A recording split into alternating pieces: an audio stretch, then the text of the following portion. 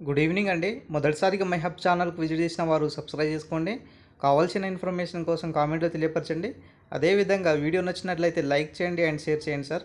So ఈరోజు వచ్చినటువంటి అన్ని న్యూస్ పేపర్‌లో గనుక వార్త గనుక చూసుకున్నట్లయితే కొలువులపై సర్కార్ ఫోకస్. సో వివిధ శాఖల్లో 15,000కు పైగా ఖాళీలు ఉన్నట్లుగా అంచనా. So DSC, groups, police constable and ఎక్కువ ఉండే అవకాశం ఉంటుంది. త్వరలోనే గ్రూప్ 1తో పాటు గ్రూప్ 2, గ్రూప్ 3 నియామక పత్రాలు అందజేత. ఖాళీల వివరాలను సేకరించి జాబ్ క్యాలెండర్ ప్రకటన. జూలై నుంచి వరుస నోటిఫికేషన్లు ఇచ్చేందుకు బోర్డులు సిద్ధం అనేసి ఇక్కడ ఇవ్వడం జరిగింది. సో రాష్ట్రంలోని కాంగ్రెస్ పార్టీ అధికారంలో రావడంతో కీలక పాత్ర పోషించినటువంటి నిరుద్యోగులు ఉద్యోగ అవకాశాలను కల్పించేందుకు రేవంత్ సర్కార్ కొత్త కొలువులపై ఫోకస్ చేస్తుంది. ఇప్పటికే గ్రూప్ 1తో పాటు గ్రూప్ 2, గ్రూప్ 3 ఫలితాలపై టీజీపీఎస్సీ త్వరలోని సర్టిఫికేట్ వెరిఫికేషన్ ఆపై నియామక పత్రాలు ఇచ్చేందుకు రెడీ అవుతుంది. సో దీనికి సంబంధించినటువంటి ప్రభుత్వ నిర్ణయంతో వివిధ విభాగాల్లో ఖాళీగా ఉన్నటువంటి పోస్టుల వివరాలను సేకరించి పనిలో ఉన్నటువంటి అధికారులు ఉన్నారనేసి ఇక్కడ ఇవ్వడం జరిగింది. వివిధ శాఖల్లో మొత్తం 15,000కు పైగా ఖాళీలు ఉన్న తొలి విడతలో వివిధ శాఖలకు సంబంధించినటువంటి 10 నుంచి 12,000 ఉద్యోగాలకు నోటిఫికేషన్ ఇచ్చే అవకాశం ఉందనేసి ఆర్థిక శాఖ వర్గాల సమాచారం. సీఎం రేవంత్ రెడ్డి ఆదేశాల మేరకు వీలైనంత త్వరగా ప్రతిపాదనలు సిద్ధం చేసి ఫైనాన్స్ డిపార్ట్మెంట్ ఆమోదంతో ఇక్కడ పబ్లిక్ సర్వీస్ కమిషన్ పాటు వివిధ రిక్రూట్మెంట్ బోర్డులకు అందజేసి ఈ యొక్క కసరత్తును చేస్తున్నారనేసి ఇవ్వడం జరిగింది. సో ఎనీహౌ మనకు త్వరలోనే అంటే జూలైలో నుంచే మనకు నోటిఫికేషన్లు ఇచ్చే అవకాశం ఎక్కువగా ఉంటుందన్నమాట.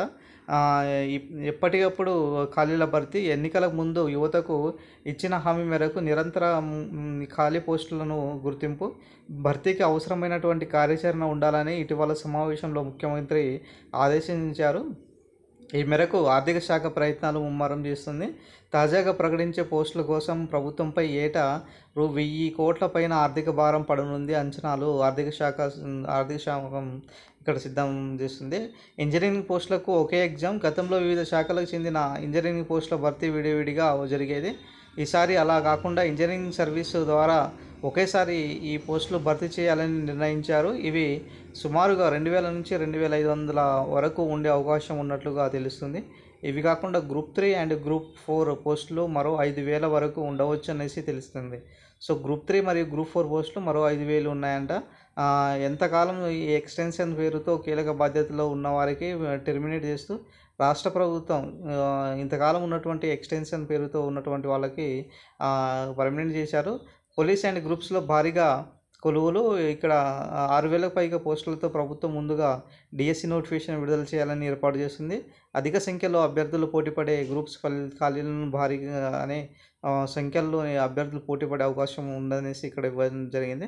గ్రూప్ 1లో 300 పోస్టులు ఉండే అవకాశం ఉన్నట్లు తెలుస్తుంది. గ్రూప్ 2లో 800 నుంచి 1,000, గ్రూప్ 3, గ్రూప్ 4 కలిపి 5,000 పోస్టులు ఖాళీలు ఉన్నట్లుగా ఇక్కడ సమాచారం. వీటన్నింటినీ ప్రభుత్వం జాబ్ క్యాలెండర్ ప్రకటిస్తుంది. పోలీసు ఉద్యోగాలు 12,000 పైగా ఉన్నాయి. అందులోనే ఎస్ఐ ఉద్యోగాలు 600 పైగా ఉండే అవకాశం ఉందనేసి సమాచారం. కానిస్టేబుల్ పోస్టులు 10,000కు పైగా ఖాళీలు ఉన్నట్లుగా సమాచారం అనేసి ఇవ్వడం జరిగింది.